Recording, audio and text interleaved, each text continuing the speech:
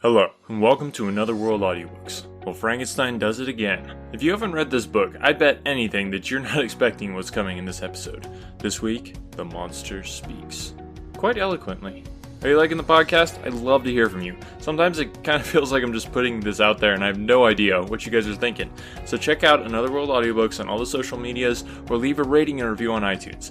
If you love audiobooks as much as I do, and I think you do since you're listening to this podcast, you're a part of Another World. We're a family, so let's stay in touch. A huge shout out again to our awesome patrons over at patreon.com/anotherworldaudiobooks.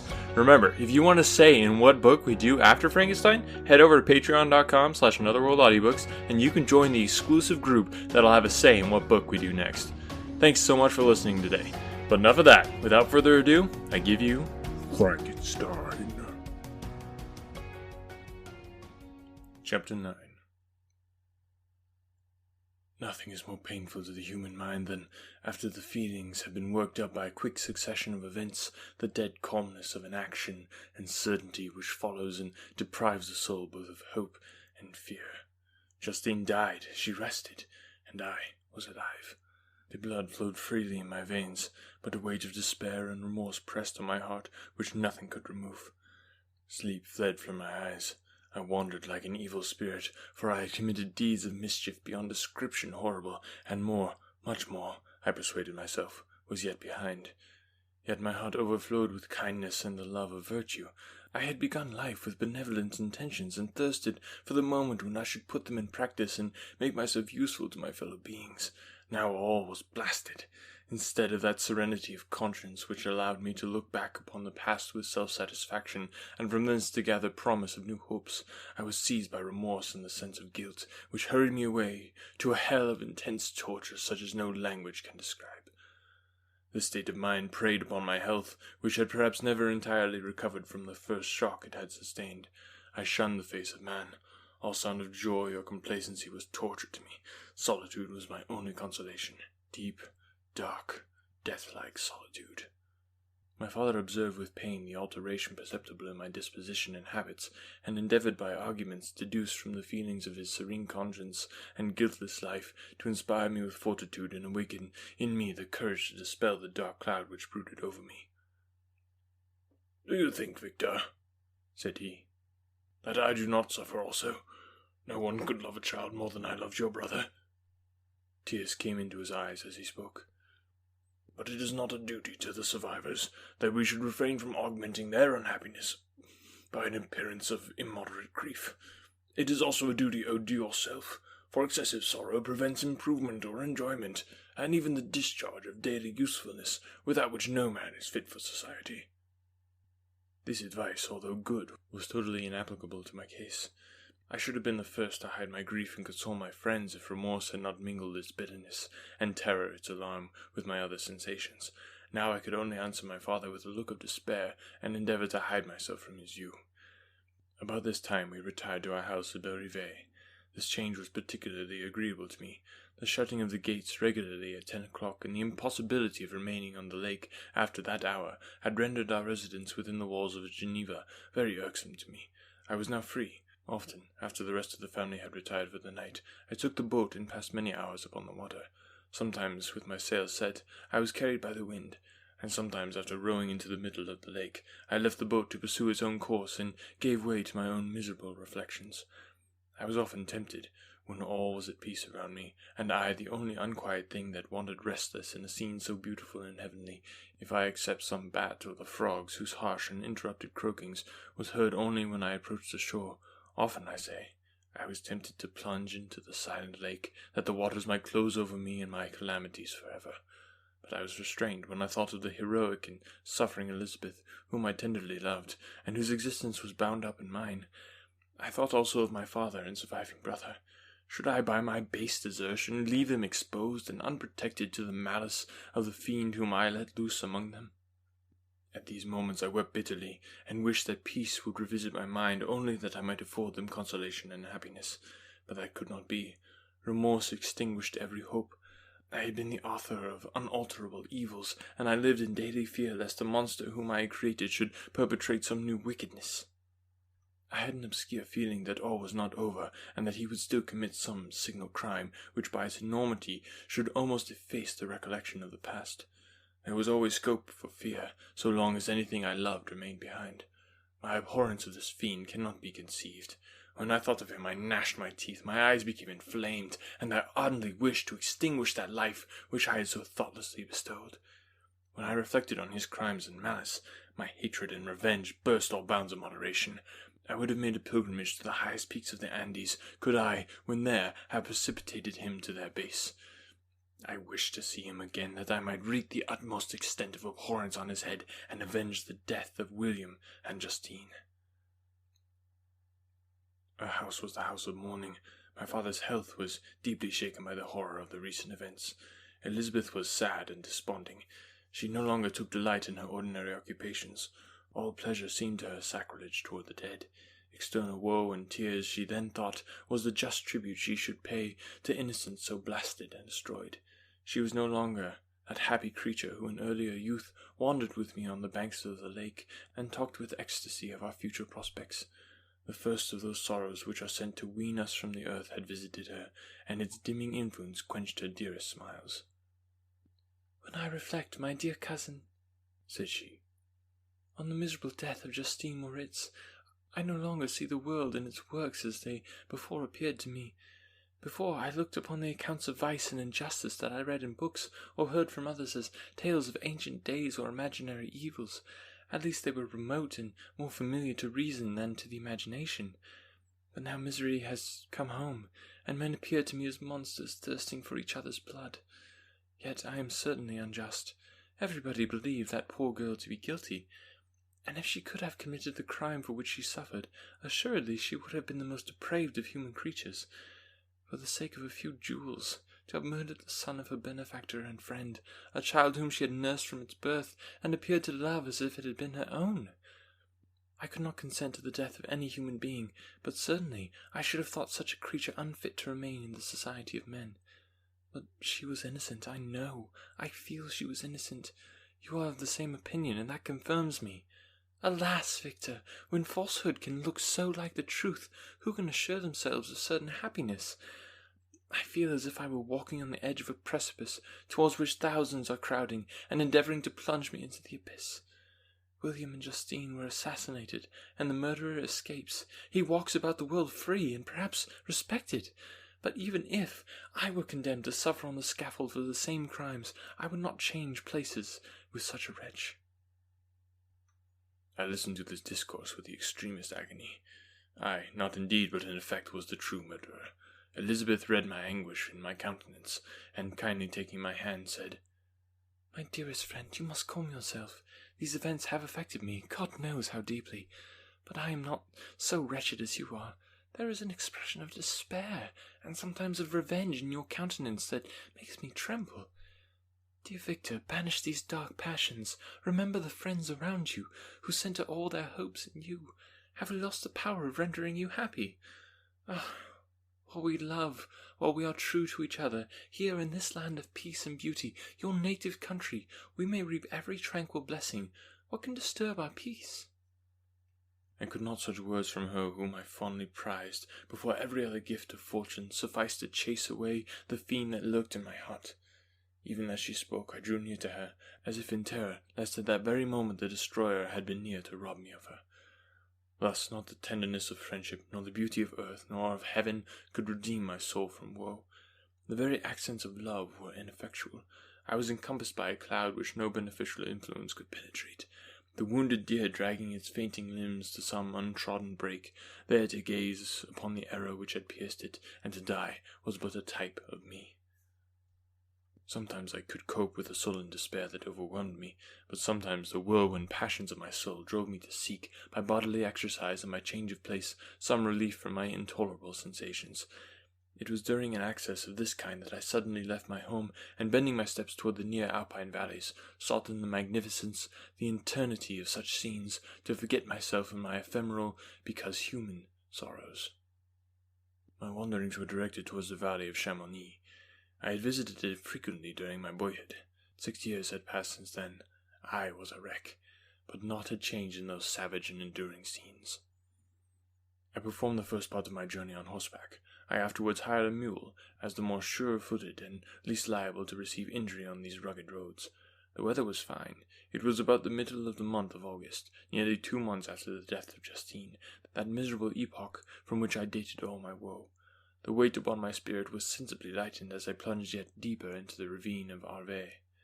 The immense mountains and precipices that overhung me on every side, the sound of the river raging among the rocks, and the dashing of the waterfalls around spoke of a power mighty as omnipotence, and I ceased to fear or to bend before any being less almighty than that which had created and ruled the elements, here displayed in the most terrific guise. Still, as I ascended higher, the valley assumed a more magnificent and astonishing character. Ruined castles hanging on the precipices of piny mountains, the impetuous Arve, and cottages every here and there peeping forth from among the trees, formed a scene of singular beauty, but it was augmented and rendered sublime by the mighty Alps, whose white and shining pyramids and domes towered above all, as belonging to another earth, the habitations of another race of beings. I passed the bridge of Pelliciere, where the ravine which the river forms opened before me, and I began to ascend the mountain that overhangs it. Soon after, I entered the valley of Chamonix. This valley is more wonderful and sublime, but not so beautiful and picturesque as that of Savoie, through which I had just passed. The high and snowy mountains were its immediate boundaries, but I saw no more ruined castles and fertile fields. Immense glaciers approached the road. I heard the rumbling thunder of the falling avalanche and marked the smoke of its passage. Mont Blanc, the supreme and magnificent Mont Blanc, raised itself from the sounding aiguilles, and its tremendous dome overlooked the valley. A tingling, long-lost sense of pleasure often came across me during this journey. Some turn in the road, some new object suddenly perceived and recognized, reminded me of days gone by, and were associated with the light-hearted gaiety of boyhood. The very winds whispered in soothing accents, and maternal nature bade me weep no more. Then again, the kindly influence ceased to act. I found myself fettered again to grief, and indulging in all the misery of reflection. Then I spurred on my animal, striving so to forget the world, my fears, and more than all, myself. Or in a more desperate fashion, I alighted and threw myself on the grass, weighed down by horror and despair. At length I arrived at the village of Chamonix. Exhaustion succeeded to the extreme fatigue both of body and of mind which I had endured. For a short space of time I remained at the window watching the pallid lightning that played over Mont Blanc, and listening to the rushing of the Arve, which pursued its noisy way beneath. The same lulling sounds acted as a lullaby to my keen sensations. When I placed my head upon my pillow, sleep crept over me. I felt it as it came, and blessed the giver of oblivion. Chapter 10. I spent the following day roaming through the valley. I stood beside the sources of the Arveiron, that with slow paces advancing down from the summit of the hills to barricade the valley. The abrupt sides of vast mountains were before me. The icy wall of the glacier overhung me. A few shattered pines were scattered around, and the solemn silence of this glorious presence-chamber of imperial nature was broken only by the brawling waves of the fall of some vast fragment, the thunder sound of the avalanche, or the cracking, reverberated along the mountains of the accumulated ice, which, through the silent working of immutable laws, was ever and anon rent and torn, as if it had been but a plaything in their hands. These sublime and magnificent scenes afforded me the greatest consolation that I was capable of receiving. They elevated me from all littleness of feeling, and although they did not remove my grief, they subdued and tranquillized it. In some degree also they diverted my mind from the thoughts over which it had brooded for the last month. I retired to rest at night. My slumbers, as it were, waited on and ministered to by the assemblance of grand shapes which I had contemplated during the day. They congregated round me, the unstained snowy mountain-top, the glittering pinnacle, the pine woods and ragged bare ravine, the eagle soaring amidst the clouds. They all gathered round me and bade me be at peace. Where had they fled when the next morning I awoke? All of the soul inspiriting fled with sleep, and dark melancholy clouded every thought. The rain was pouring in torrents, and thick mists hid the summits of the mountains, so that I even saw not the faces of those mighty friends. Still, I would penetrate their misty veil and seek them in their cloudy retreats. What were rain and storm to me? My mule was brought to the door, and I resolved to ascend to the summit of Montervert. I remembered the effect that the view of the tremendous and ever-moving glacier had produced upon my mind when I first saw it. It had then filled me with a sublime ecstasy that gave wings to the soul, and allowed it to soar from the obscure world to light and joy. The sight of the awful and majestic in nature had indeed always the effect of solemnizing my mind and causing me to forget the passing cares of life. I determined to go without a guide, for I was well acquainted with the path, and the presence of another would destroy the solitary grandeur of the scene. The ascent is precipitous, but the path is cut into continual and short windings, which enable you to surmount the perpendicularity of the mountain. It was a scene terrifically desolate. In 1,000 spots the traces of the winter avalanche may be perceived, where trees lie broken and strewed on the ground, some entirely destroyed, others bent, leaning upon the jutting rocks of the mountain or transversely upon other trees. The path, as you ascend higher, is intersected by ravines of snow, down which stones continually roll from above. One of them is particularly dangerous, as the slightest sound, such as even speaking in a loud voice, produces a concussion of air sufficient to draw destruction upon the head of the speaker. The pines are not tall or luxuriant, but they are sombre and add an air of severity to the scene. I looked on the valley beneath. Vast mists were rising from the rivers which ran through it and curling in thick wreaths around the opposite mountains, whose summits were hid in the uniform clouds, while rain poured from the dark sky and added to the melancholy impression I received from the objects around me. Alas! Why does man boast of sensibilities superior to those apparent in the brute? It only renders them more necessary beings. If our impulses were confined to hunger, thirst, and desire, we might be nearly free. But now we are moved by every wind that blows, and a chance word or scene that word may convey to us. We rest, a dream has power to poison sleep. We rise, one wandering thought pollutes the day. We feel, conceive, or reason, laugh or weep, embrace fond woe, or cast our cares away. It is the same, for be it joy or sorrow, the path of its departure still is free. Man's yesterday may ne'er be like his morrow, naught may endure but mutability. It was nearly noon when I arrived at the top of the ascent. For some time I sat on the rock that overlooks the sea of ice. A mist covered both that and the surrounding mountains. Presently a breeze dissipated the cloud, and I descended upon the glacier. The surface is very uneven, rising like the waves of a troubled sea, descending low and interspersed by rifts that sink deep. The field of ice is almost a league in width, but I spent nearly 2 hours in crossing it. The opposite mountain is a bare, perpendicular rock. From the side where I now stood, Mont Evert was exactly opposite, at the distance of a league, and above it rose Mont Blanc in awful majesty. I remained in a recess of the rock, gazing on this wonderful and stupendous scene. The sea, or rather the vast river of ice, wound among its dependent mountains, whose aerial summits hung over its recesses. Their icy and glittering peaks shone in the sunlight over the clouds. My heart, which was before sorrowful, now swelled with something like joy. I exclaimed, "Wandering spirits, if indeed ye wander, and do not rest in your narrow beds, allow me this faint happiness, or take me as your companion, away from the joys of life." As I said this, I suddenly beheld the figure of a man at some distance, advancing toward me with superhuman speed. He bounded over the crevices in the ice, among which I had walked with caution. His stature, also, as he approached, seemed to exceed that of a man. I was troubled. A mist came over my eyes, and I felt a faintness seize me, but I was quickly restored by the cold gale of the mountains. I perceived, as the shape came nearer, sight tremendous and abhorred, that it was the wretch whom I had created.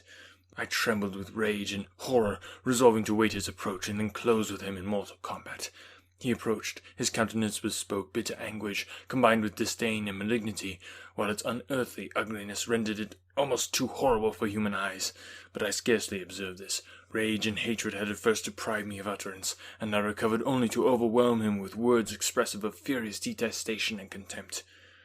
"Devil!" I exclaimed. "Do you dare reproach me? And do not you fear the fierce vengeance of my arm wreaked on your miserable head? Begone, vile insect, or rather stay, that I may trample you to dust, and oh, that I could, with the extinction of your miserable existence, restore those victims whom you have so diabolically murdered." "I expected this reception," said the demon. "All men hate the wretched. How, then, must I be hated, who am miserable beyond all living things? Yet you, my creator, detest and spurn me, thy creature, to whom thou art bound by ties only dissoluble by the annihilation of one of us. You propose to kill me. How dare you sport thus with life? do your duty towards me, and I will do mine towards you and the rest of mankind. If you will comply with my conditions, I will leave them and you at peace. But if you refuse, I will glut the maw of death until it be satiated with the blood of your remaining friends.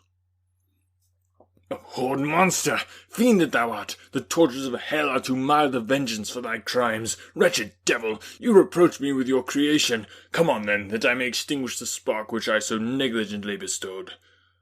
My rage was without bounds. I sprang on him, impelled by all the feelings which can arm one being against the existence of another. He easily eluded me and said, Be calm. I entreat you to hear me before you give vent to your hatred on my devoted head. Have I not suffered enough that you seek to increase my misery? Life, although it may only be an accumulation of anguish, is dear to me, and I will defend it. Remember, thou hast made me more powerful than thyself. My height is superior to thine, my joints more supple. But I will not be tempted to set myself in opposition to thee. I am thy creature, and I will be even mild and docile to my natural lord and king, if thou wilt also perform thy part, the which thou owest me. O Frankenstein, be not equitable to every other, and trample upon me alone, to whom thy justice, and even thy clemency and affection is most due. Remember that I am thy creature. I ought to be thy Adam, but I am rather the fallen angel, whom thou drivest from joy for no misdeed. Everywhere I see bliss, from which I alone am irrevocably excluded. I was benevolent and good. Misery made me a fiend. Make me happy, and I shall again be virtuous. Begone! I will not hear you. There can be no community between you and me. We are enemies. Begone, or let us try our strength in a fight in which one must fall. How can I move thee? Will no entreaties cause thee to turn a favourable eye upon thy creature, who implores thy goodness and compassion? Believe me, Frankenstein, I was benevolent. My soul glowed with love and humanity, but am I not alone? Miserably alone? You, my creator, abhor me. What hope can I gather from your fellow creatures who owe me nothing? They spurn and hate me. The desert mountains and dreary glaciers are my refuge. I have wandered here many days. The caves of ice, which I only do not fear, are a dwelling to me, and the only one which man does not grudge. These bleak skies I hail, for they are kinder to me than your fellow beings. If the multitude of mankind knew of my existence, they would do as you do, and arm themselves for my destruction. Shall I not then hate them who abhor me? I will keep no terms with my enemies. I am miserable, and they shall share my wretchedness. Yet it is in your power to recompense me, and deliver them from an evil which it only remains for you to make so great that not only you and your family, but thousands of others shall be swallowed up in the whirlwinds of its rage. Let your compassion be moved, and do not disdain me. Listen to my tale. When you have heard that, abandon or commiserate me as you shall judge that I deserve. But hear me. The guilty are allowed by human laws, bloody as they are, to speak in their own defense before they are condemned. Listen to me, Frankenstein. You accuse me of murder, and yet you would, with a satisfied conscience, destroy your own creature. Oh, praise the eternal justice of man. Yet I ask you not to spare me. Listen to me, and then, if you can, and if you will, destroy the work of your hands. Why do you call to my remembrance, I rejoined, circumstances of which I shudder to reflect, that I have been the miserable origin and author? Cursed be the day, abhorred devil, in which you first saw light. Cursed, although I curse myself, be the hands that formed you. You have made me wretched beyond expression. You have left me no power to consider whether I am just to you or not. Begone! Relieve me from the sight of your detested form. Thus I relieve thee, my creator, he said, and placed his hated hands before my eyes, which I flung from me with violence. Thus I take from thee a sight which you abhor. Still thou canst listen to me, and grant me thy compassion. By the virtues that I once possessed, I demand this from you. Hear my tale. It is long and strange, and the temperature of this place is not fitting to your fine sensations. Come to the hut upon the mountain. The sun is yet high in the heaven. Before it descends to hide itself behind your snowy precipices and illuminate another world, you will have heard my story and can decide. On you it rests whether I quit forever the neighborhood of man and lead a harmless life, or become the scourge of your fellow creatures, and the author of your own speedy ruin." As he said this, he led the way across the ice. I followed. My heart was full, and I did not answer him, but as I proceeded I weighed the various arguments that he had used, and determined at least to listen to his tale. I was partly urged by curiosity, and compassion confirmed my resolution.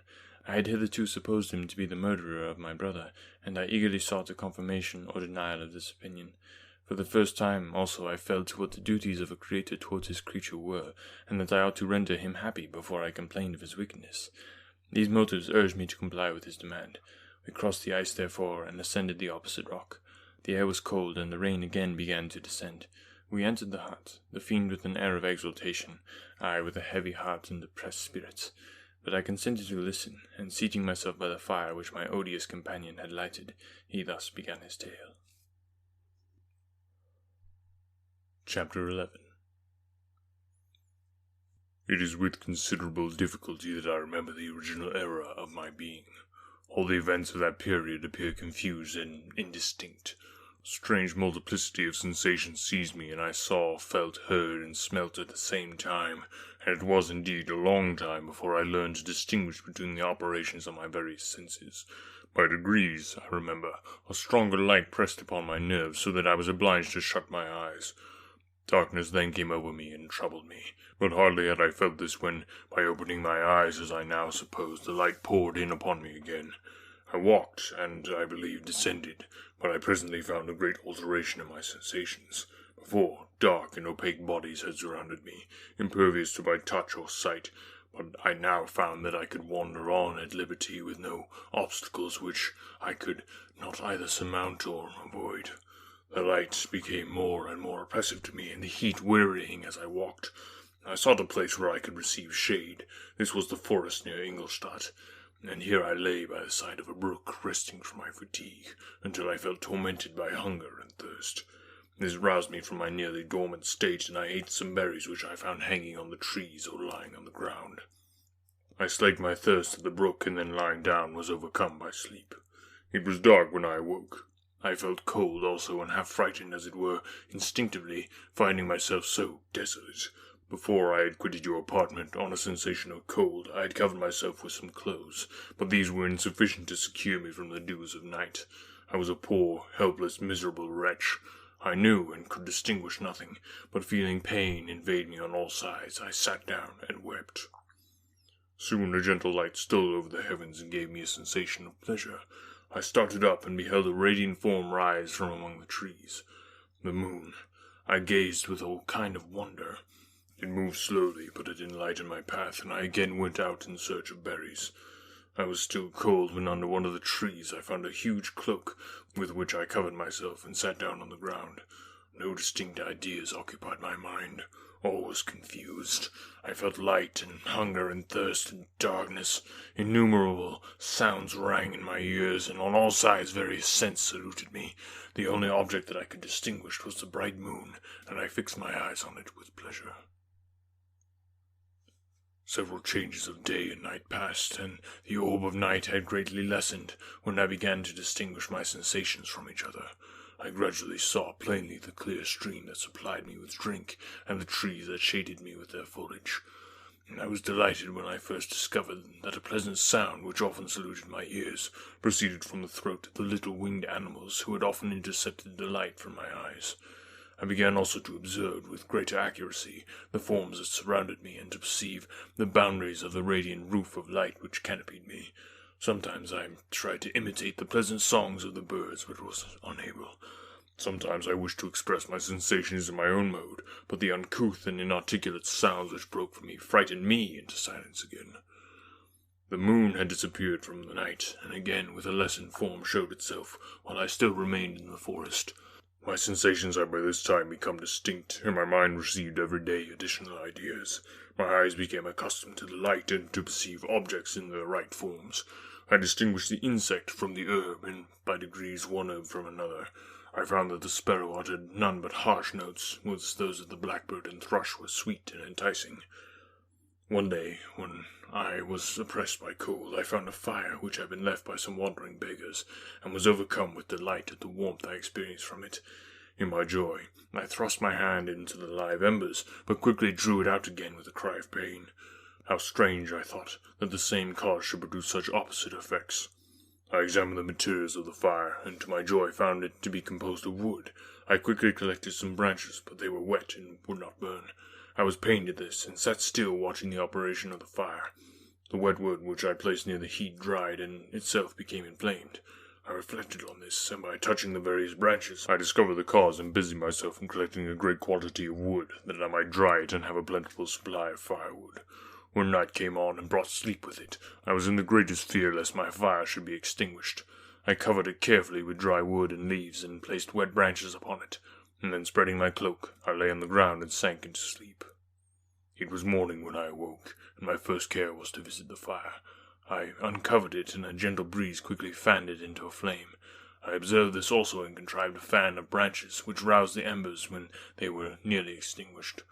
When night came again, I found with pleasure that the fire gave light as well as heat, and that the discovery of this element was useful to me in my food, for I found some of the offals that the travellers had left had been roasted, and tasted much more savoury than the berries I gathered from the trees.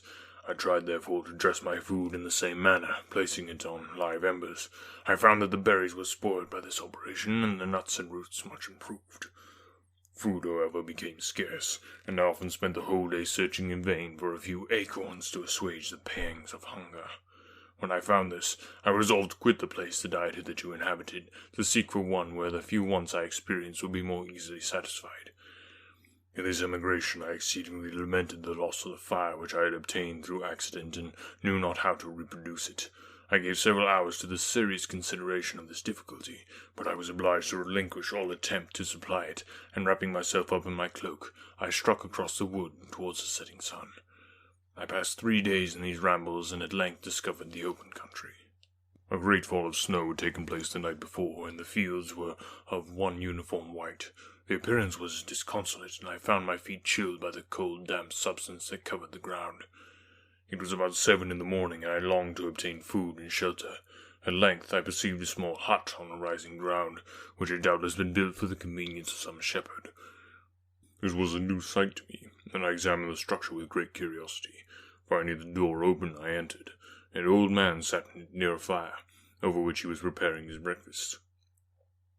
He turned on hearing a noise, and perceiving me, shrieked loudly, and quitting the hut, ran across the fields with a speed of which his debilitated form hardly appeared capable. His appearance, different from any I had ever before seen, and his flight somewhat surprised me, but I was enchanted by the appearance of the hut. Here the snow and rain could not penetrate. The ground was dry, and it presented to me then as exquisite and divine a retreat as pandemonium appeared to the demons of hell after their suffering in the lake of fire. I greedily devoured the remnants of the shepherd's breakfast, which consisted of bread, cheese, milk, and wine. The latter, however, I did not like. Then, overcome by fatigue, I lay down among some straw and fell asleep. It was noon when I awoke, and allured by the warmth of the sun, which shone brightly on the white ground, I determined to recommence my travels, and depositing the remains of the peasant's breakfast in a wallet that I found, I proceeded across the fields for several hours, until at sunset I arrived at a village. How miraculous did this appear! The huts, the neater cottages, and stately houses engaged my admiration by turns. The vegetables in the gardens, the milk and cheese that I saw placed on the windows of some of the cottages, allured my appetite. One of the best of these I entered, but I had hardly placed my foot within the door before the children shrieked, and one of the women fainted. The whole village was roused. Some fled, some attacked me, until grievously bruised by stones and many other kinds of missile weapons, I escaped to the open country, and fearfully took refuge in a low hovel, quite bare, and making a wretched appearance after the palaces I beheld in the village. This hovel, however, joined a cottage of a neat and pleasant appearance, but after my late dearly bought experience, I dared not enter it. My place of refuge was constructed of wood, but so low that I could with difficulty sit upright in it. No wood, however, was placed on the earth, which formed the floor, but it was dry, and although the wind entered in innumerable chinks, I found it an agreeable asylum from the snow and rain. Here then I retreated and lay down, happy to have found a shelter, however miserable, from the inclemency of the season, and still more from the barbarity of man. As soon as morning dawned, I crept from my kennel, that I might view the adjacent cottage, and discover if I could remain in the habitation I had found. It was situated against the back of the cottage, and surrounded on the sides, which were exposed by a pigsty and a clear pool of water. One part was open, and by that I had crept in, but now I covered every crevice by which I might be perceived with stones and wood, yet in such a manner that I might move them on occasion to pass out. All the lights I enjoyed came through the sty, and that was sufficient for me. Having thus arranged my dwelling and carpeted it with clean straw, I retired, for I saw the figure of a man at a distance, and I remembered too well my treatment the night before to trust myself in his power. I had first, however, provided for my sustenance for the day by a loaf of coarse bread, which I purloined, and a cup with which I could drink more conveniently than from my hand of the pure water which flowed by my retreat. The floor was a little raised, so that it was kept perfectly dry, and by its vicinity to the chimney of the cottage it was tolerably warm. Being thus provided, I resolved to reside in this hovel until something should occur which might alter my determination. It was indeed a paradise compared to the bleak forest, my former residence, the rain-dropping branches and dank earth. I ate my breakfast with pleasure, and was about to remove a plank to procure myself a little water when I heard a step, and looking through a small chink, I beheld a young creature with a pail on her head passing before my hovel. The girl was young and of gentle demeanour, unlike what I have since found cottagers and farmhouse servants to be. Yet she was meanly dressed, a coarse blue petticoat and a linen jacket being her only garb. Her fair hair was plaited but not adorned. She looked patient and yet sad. I lost sight of her, and in a quarter of an hour she returned bearing the pail, which was now partly filled with milk. Seemingly incommened by the burden, a young man met her, whose countenance expressed a deeper despondence. Uttering a few sounds with an air of melancholy, he took the pail from her head and bore it to the cottage himself. She followed, and they disappeared. Presently I saw the young man again, with some tools in his hand, cross the field behind the cottage, and the girl was also busied, sometimes in the house and sometimes in the yard. I found that one of the windows of the cottage had formerly occupied a part of it, but the panes had been filled up with wood. In one of these was a small and almost imperceptible chink through which the eye could just penetrate. Through this crevice a small room was visible, whitewashed and clean, but very bare of furniture. In one corner, near a small fire, sat an old man, leaning his head on his hands in a disconsolate attitude. The young girl was occupied in arranging the cottage, but presently she took something out of a drawer, which employed her hands, and she sat down beside the old man, who, taking up an instrument, began to play and to produce sounds sweeter than the voice of the thrush or the nightingale. It was a lovely sight, even to me, poor wretch who had never beheld aught beautiful before. The silver hair and benevolent countenance of the aged cottager won my reverence, while the gentle manners of the girl enticed my love. He played a sweet mournful air which I perceived drew tears from the eyes of his amiable companion, of which the old man took no notice until she sobbed audibly. He then produced a few sounds, and the fair creature, leaving her work, knelt at his feet. He raised her and smiled with such kindness and affection that I felt sensations of a peculiar and overpowering nature. They were a mixture of pain and pleasure, such as I had never before experienced, either from hunger or cold warmth or food, and I withdrew from the window, unable to bear these emotions. Soon after this the young man entered, bearing on his shoulders a load of wood. The girl met him at the door, helped to relieve him of his burden, and, taking some of the fuel into the cottage, placed it on the fire. Then she and the youth went apart into a nook of the cottage, and he showed her a large loaf and a piece of cheese. She seemed pleased, and went into the garden for some roots and plants, which he placed in water and then upon the fire. She afterwards continued her work, whilst the young man went into the garden and appeared busily employed in digging and pulling up roots. After he had been employed thus about an hour, the young woman joined him, and they entered the cottage together. The old man had in the meantime been pensive, but on the appearance of his companions he assumed a more cheerful air, and they sat down to eat. The meal was quickly dispatched. The young woman was again occupied in arranging the cottage. The old man walked before the cottage in the sun for a few minutes, leaning on the arm of the youth. Nothing could exceed in beauty the contrast between these two excellent creatures. One was old, with silver hairs, and a countenance beaming with benevolence and love. The younger was slight and graceful in his figure, and his features were moulded with the finest symmetry, yet his eyes and attitude expressed the utmost sadness and despondency. The old man returned to the cottage, and the youth, with tools different from those he had used in the morning, directed his steps across the fields. Night quickly shut in, but to my extreme wonder I found that the cottagers had a means of prolonging light by the use of tapers, and was delighted to find that the setting of the sun did not put an end to the pleasure I experienced in watching my human neighbours. In the evening the young girl and her companion were employed in various occupations which I did not understand, and the old man again took up the instrument which produced the divine sounds that had enchanted me in the morning. So soon as he had finished, The youth began not to play, but to utter sounds that were monotonous, and neither resembling the harmony of the old man's instrument, nor the songs of the birds.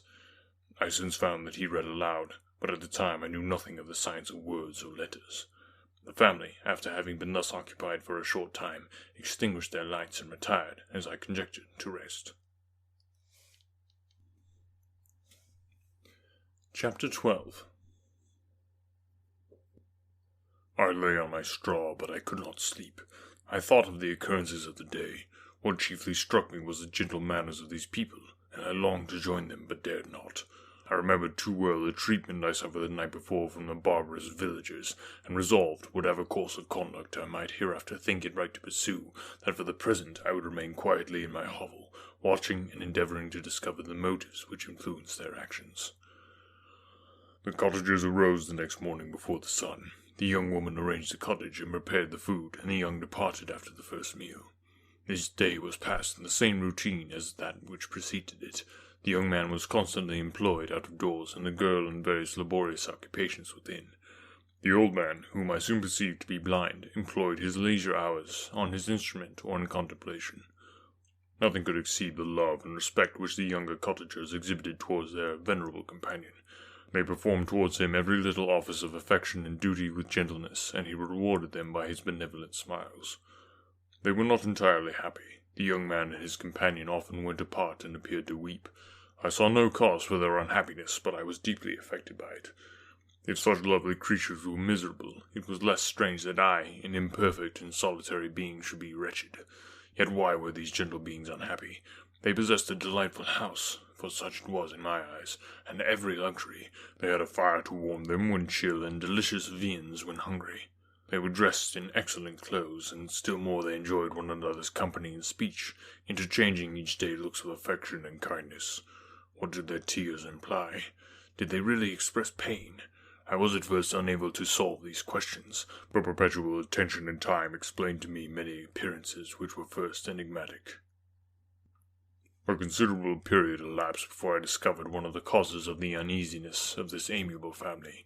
It was poverty, and they suffered that evil in a very distressing degree. Their nourishment consisted entirely of the vegetables of their garden, and the milk of one cow, which gave very little during the winter, when its masters could scarcely procure food to support it. They often, I believe, suffered the pangs of hunger very poignantly, especially the two younger cottagers, for several times they placed food before the old man when they reserved none for themselves. This trait of kindness moved me sensibly. I had been accustomed during the night to steal a part of their store for my own consumption, but when I found that in doing this I inflicted pain on the cottagers, I abstained and satisfied myself with berries, nuts, and roots which I gathered from a neighboring wood. I discovered also another means through which I was enabled to assist their labors. I found that the youth spent a great part of each day in collecting wood for the family fire, and during the night I often took his tools, the use of which I quickly discovered, and brought home firing sufficient for the consumption of several days. I remember the first time that I did this, the young woman, when she opened the door in the morning, appeared greatly astonished on seeing a great pile of wood on the outside. She uttered some words in a loud voice, and the youth joined her, who also expressed surprise. I observed with pleasure that he did not go to the forest that day, but spent it in repairing the cottage and cultivating the garden. By degrees I made a discovery of still greater moment. I found that these people possessed a method of communicating their experience and feelings to one another by articulate sounds. I perceived that the words they spoke sometimes produced pleasure or pain, smiles or sadness, in the minds and countenances of the hearers. This was indeed a godlike science, and I ardently desired to be acquainted with it, but I was baffled in every attempt I made for this purpose. Their pronunciation was quick, and the words they uttered not having any apparent connection with visible objects, I was unable to discover any clue by which I could unravel the mystery of their reference. By great application, however, and after having remained during the space of several revolutions of the moon in my hovel, I discovered the names that were given to some of the most familiar objects of discourse. I learned and applied the words fire, milk, bread, and wood. I learned also the names of the cottagers themselves. The youth and his companion had each of them several names, but the old man had only one, which was father. The girl was called sister, or Agatha, and the youth Felix, brother, or son. I cannot describe the delight I felt when I learned the ideas appropriated to each of these sounds, and was able to pronounce them. I distinguished several other words without being able as yet to understand or apply them, such as good, dearest, unhappy. I spent the winter in this manner. The gentle manners and beauty of the cottagers greatly endeared them to me. When they were unhappy, I felt depressed. When they rejoiced, I sympathized in their joys. I saw few human beings besides them, and if any other happened to enter the cottage, their harsh manners and rude gait only enhanced to me the superior accomplishments of my friends. The old man, I could perceive, often endeavored to encourage his children, as sometimes I found that he called them, to cast off their melancholy. He would talk in a cheerful accent, with an expression of goodness that bestowed pleasure even upon me. Agatha listened with respect, her eyes sometimes filled with tears, which she endeavored to wipe away unperceived. But I generally found that her countenance and tone were more cheerful after having listened to the exhortations of her father. It was not thus with Felix. He was always the saddest of the group, and even to my unpractised senses he appeared to have suffered more deeply than his friends. But if his countenance was more sorrowful, his voice was more cheerful than that of his sister, especially when he addressed the old man. I could mention innumerable instances which, although slight, marked the dispositions of these amiable cottagers. In the midst of poverty and want, Felix carried with pleasure to his sister the first little white flower that peeped out from beneath the snowy ground. Early in the morning, before she had risen, he cleared away the snow that obstructed her path to the milk-house, drew water from the well, and brought the wood from the outhouse, where, to his perpetual astonishment, he found his store always replenished by an invisible hand. In the day, I believe, he worked sometimes for a neighbouring farmer, because he often went forth and did not return until dinner, yet brought no wood with him. At other times he worked in the garden, but as there was little to do in the frosty season, he read to the old man and Agatha. His reading had puzzled me extremely at first, but by degrees I discovered that he uttered many of the same sounds when he read as when he talked. I conjectured, therefore, that he found on the paper signs for speech which he understood, and I ardently longed to comprehend these also. But how was that possible when I did not even understand the sounds for which they stood as signs? I improved, however, sensibly in this science, but not sufficiently to follow up any kind of conversation. Although I applied my whole mind to the endeavour, for I easily perceived that, although I eagerly longed to discover myself to the cottagers, I ought not to make the attempt until I had first become master of their language, which knowledge might enable me to make them overlook the deformity of my figure, for with this also the contrast perpetually presented to my eyes had made me acquainted.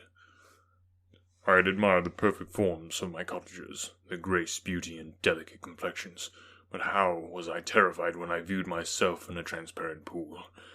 At first I started back, unable to believe that it was indeed I who was reflected in the mirror, and when I became fully convinced that I was in reality the monster that I am, I was filled with the bitterest sensations of despondence and mortification. Alas, I did not yet entirely know the fatal effects of this miserable deformity. As the sun became warmer and the light of day longer, the snow vanished, and I beheld the bare trees and black earth. From this time Felix was more employed, and the heart-moving indications of impending famine disappeared. Their food, as I afterwards found, was coarse, but it was wholesome, and they procured a sufficiency of it. Several new kinds of plants sprang up in the garden, which they dressed, and these signs of comfort increased daily as the season advanced. The old man, leaning on his son, walked each day at noon, when it did not rain, as I found it was called, when the heavens poured forth its waters. This frequently took place, but a high wind quickly dried the earth, and the season became far more pleasant than it had been. My mode of life in my hovel was uniform. During the morning I attended the motions of the cottagers, and when they disappeared in various occupations, I slept. The remainder of the day was spent in observing my friends. When they had retired to rest, if there was any moon or the night was starlight, I went into the woods and collected my own food and fuel for the cottage. When I returned, as often as it was necessary, I cleared these paths from the snow and performed those offices that I had seen done by Felix. I afterwards found that these labours, performed by an invisible hand, greatly astonished them, and once or twice I heard them, on these occasions, utter the words good spirit, wonderful, but I did not then understand the signification of these terms. My thoughts were now more active, and I longed to discover the motives and feelings of these lovely creatures. I was inquisitive to know why Felix appeared so miserable, and Agatha so sad. I thought, foolish wretch, that it might be in my power to restore happiness to these deserving people. When I slept or was absent, the forms of the venerable blind father, the gentle Agatha, and the excellent Felix flitted before me. I looked upon them as superior beings who would be the arbiters of my future destiny. I formed in my imagination 1,000 pictures of presenting myself to them in their reception of me. I imagined that they would be disgusted, until, by my gentle demeanor and conciliating words, I should first win their favor and afterwards their love. These thoughts exhilarated me and led me to apply with fresh ardor to the acquiring of the art of language. My organs were indeed harsh but supple, and although my voice was very unlike the soft music of their tones, yet I pronounced such words as I understood with tolerable ease. It was as the ass and the lapdog, yet surely the gentle ass whose intentions were affectionate, although whose manners were rude, deserved better treatment than blows and execration. Pleasant showers and genial warmth of spring greatly altered the aspect of the earth. Men who before this change seemed to have been hid in caves dispersed themselves and were employed in various arts of cultivation. The birds sang in more cheerful notes, and the leaves began to bud forth on the trees. Happy, happy earth! Fit habitation for gods, which so short a time before was bleak, damp, and unwholesome. My spirits were elevated by the enchanting appearance of nature. The past was blotted from my memory, the present was tranquil, and the future gilded by bright rays of hope and anticipations of joy. Thanks so much for listening today. I so appreciate your support. Tune in next week to find out what happens next. And remember, if you enjoy the podcast, you can pay us the highest compliment by just telling a friend. Free audiobooks are designed to be shared. Till next week.